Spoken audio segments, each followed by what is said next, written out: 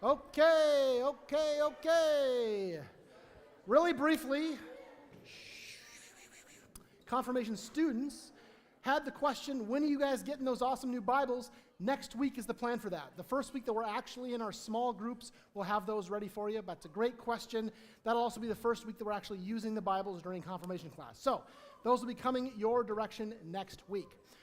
Okay, woo!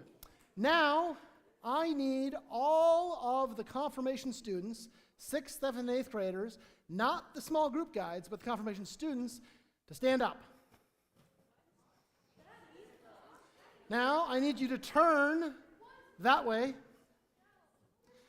And you see Pastor Chris? Wave your hand, Pastor Chris. I would like you to take all of your stuff that you may have and follow Pastor Chris to the gym.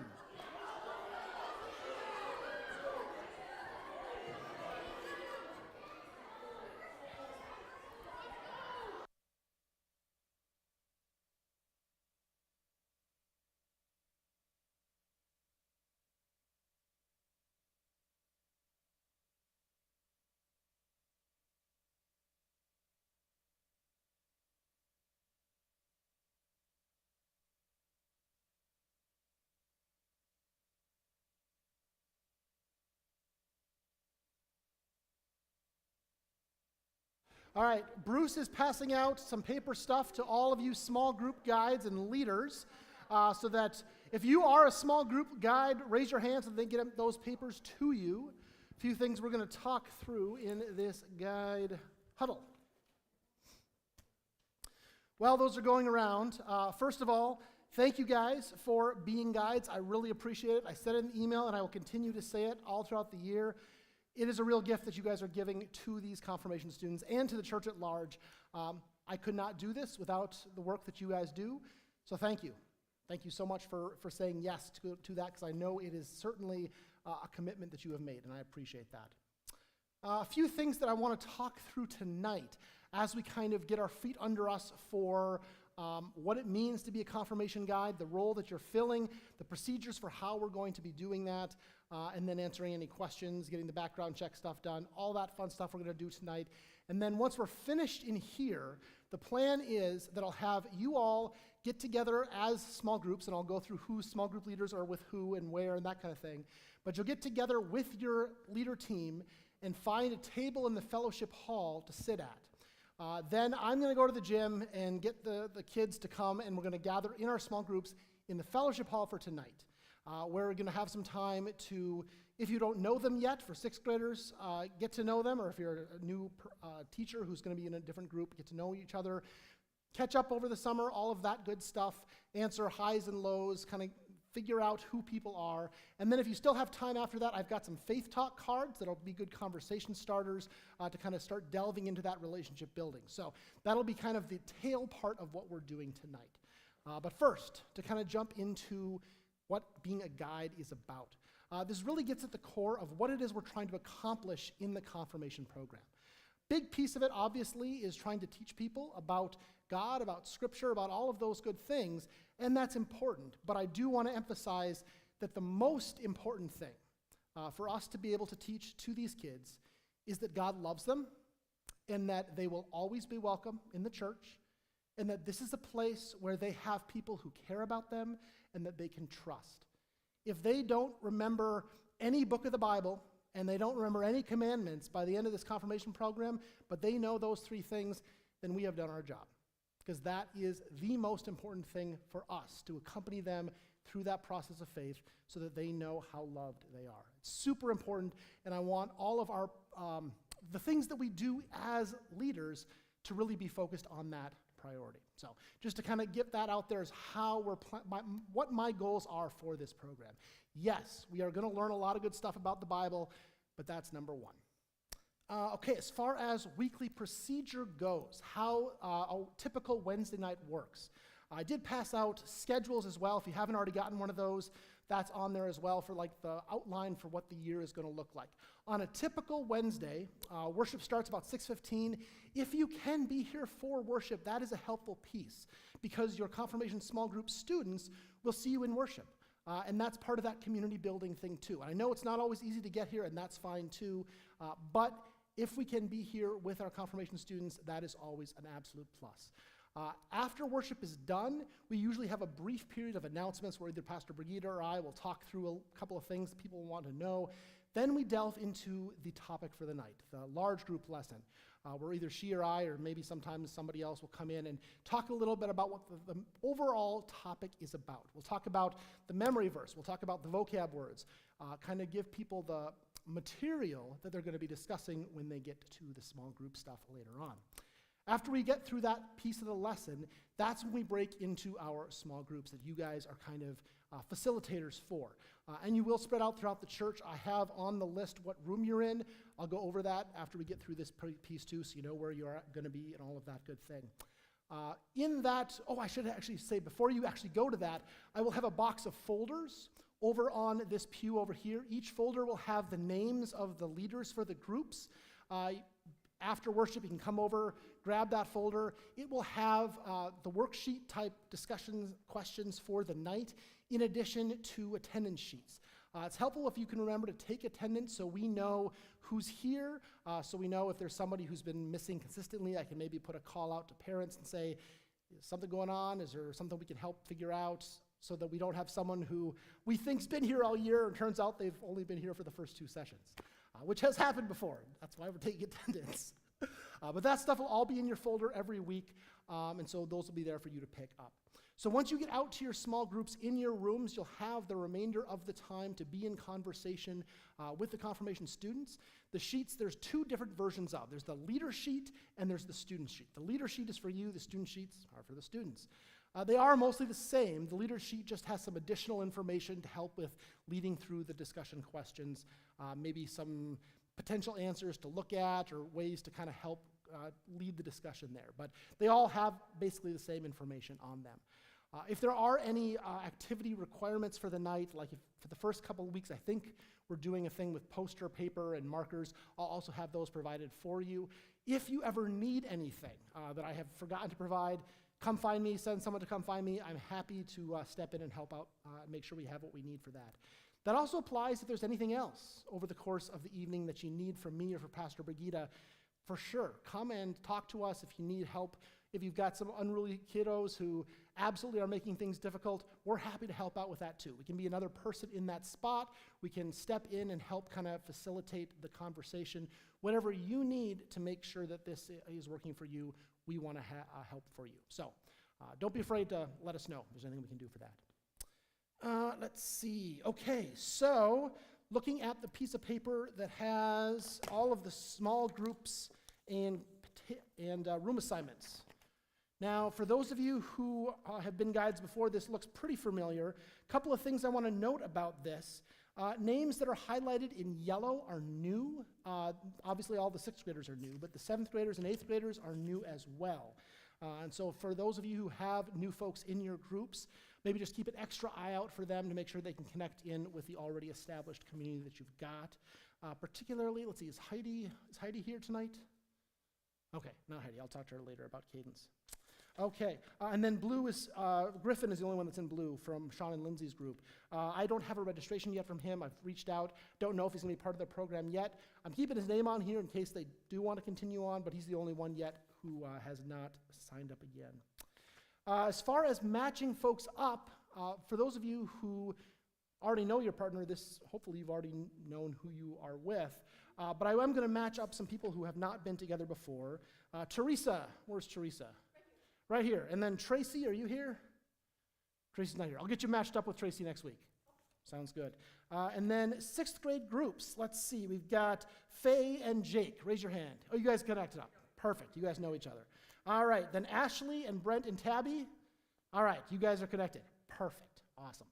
Something to note is that for returning groups, you might not have the same room assignment. I did shift up a couple of things, especially for groups that were already in small rooms that I added people to. Look at you, Ericksons. I gave you a little bit of a bigger room. Yes. Something to note is that all of the rooms higher than 6 are down in the preschool room. So 7, 8, 9, 10, 11, 12. Those rooms are all down that direction. For those of you who are in those rooms, I mean, for everybody, we want to make sure we're being very careful with the space, but especially for people in the preschool wing, that's extra important, because not only are you in rooms that are used every day by the preschoolers, there's also the Minnesota Autism Center, which uses rooms 11 and 12 every day. So we want to make sure that when we're done with them, we're cleaning up after ourselves, being very respectful with those spaces. Let's see, questions so far? I'm talking a lot about a lot of information. Okay, cool. Let's see what's next on my list here. Okay, emergency procedures, something that I wanted to go through. Did anybody have a chance to look through the document I emailed out? I know it was just yesterday. A couple of you did? Perfect. If you have a chance, please look through this before, please look through this. It'd be a good thing to do, especially because when we do the background check, one of the things that will get emailed out to you is, I think, a link where you watch a little video and then take a 5-minute quiz or something on this material. But just FYI about that. I did want to highlight the emergency procedures just to walk through them, just in case. I mean, always a good thing to know, even though we've never needed them. Better to have them and not need them for sure. So for fire evacuation, our plan for where to meet, if there's ever a fire here, is back by the sheds in the far parking lot. So in the event that there's an actual fire, it's not a pre-planned drill, we wouldn't have a drill during confirmation. So if the fire alarm goes off, take your kids out, meet over by the sheds there. And all clear would be sounded either by us or by the fire department were they to come. In the event of a tornado, we will alert you because we've got a weather radio that's always on in the office. 4 spaces to shelter for the tornado. Classroom 7, 5, or any of the interior rooms or the bathrooms are places to take your kids for that. Again, not very common, especially in the evening, and if we have bad weather, we probably aren't meeting here anyway, but good to know. In the event of a lockdown procedure, if you hear lockdown, make sure that you lock the doors, shut off the lights, keep people away from the doors and the windows. If you need to announce a lockdown, star 3301, announce it on the phone systems, it'll all work. Again, have never needed that, but better to be safe than sorry on that. As far as where first aid kits are in the building, and again, all of this is in the document that I emailed out, so you have this on hand. There's a first aid kit in the church office. There's one in the kitchen over by the breaker panel by the dishwasher. There's one in the youth room, and there's one in the sacristy, which is the room right out here. There's also an AED across the hallway from the gym in case we have anyone who has gone into cardiac arrest. If anybody has had the training to use those AEDs, you know that they really walk you through everything. They are super simple to use. All of the staff is trained in AED and CPR, so you can come and find us as well. But that is located in that hallway in the event that that would be needed. Okay, those are those pieces. Any questions about that? Yes, Andrea.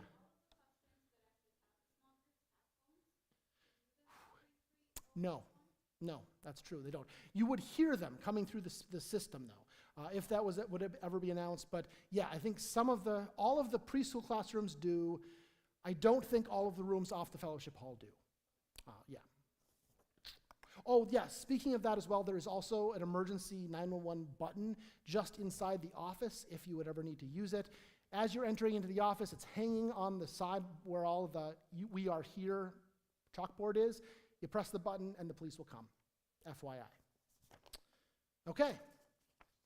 Anything else about all that good stuff? Questions at all about actually teaching confirmation rather than all the procedures and emergency policies? Awesome.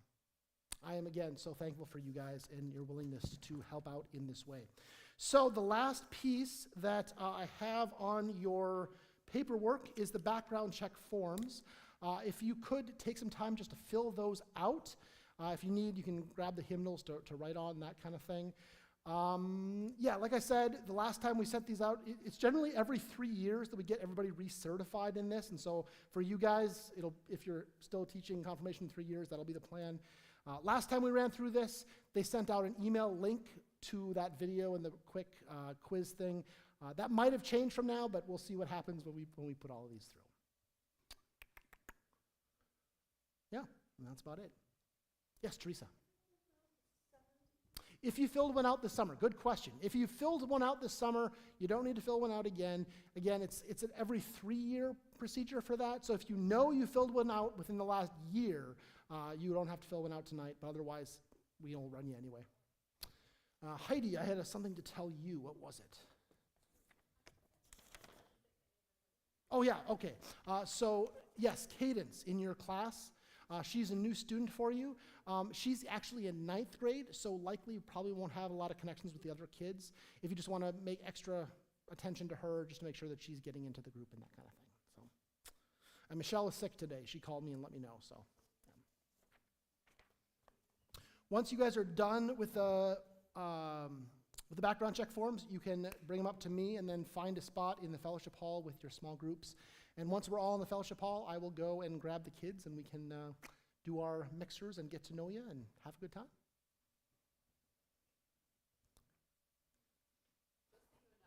Yes.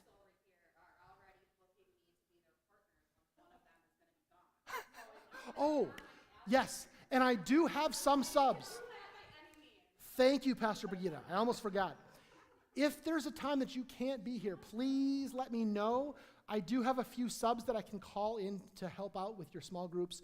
So the sooner in advance that I know that, the better it is. Yes, Bruce is one of them. Always does a great job with that too.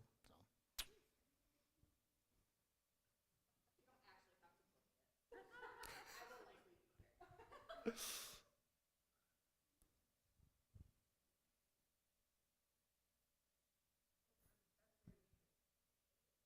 Pardon? Oh, okay. Yeah, that's fine.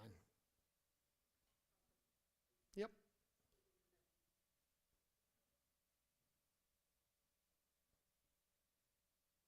When we get into the fellowship hall with your kids, I'm going to steal a minute of time to repeat what I said last week so the kids in the groups and the group leaders hear it again about how the kids help on the Wednesday night. We're going to do a schedule this year so that I don't have to keep chasing folks around. Thanks. Yeah, once I get the Acolyte schedule put together for this year, I'm going to try not to have it like right away. But once I get the Acolyte schedule put together, we're actually going to work that out too so that kids aren't scheduled to Acolyte the same time that Bruce wants them to help out with ushering and that kind of thing. Get that figured out.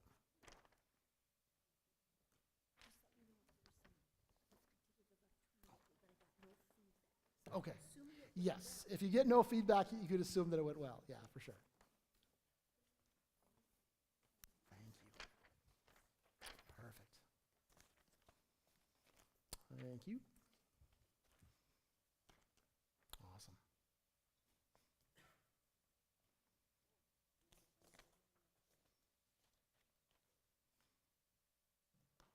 All right. Yeah. If there's anything else, we'll meet in the fellowship hall.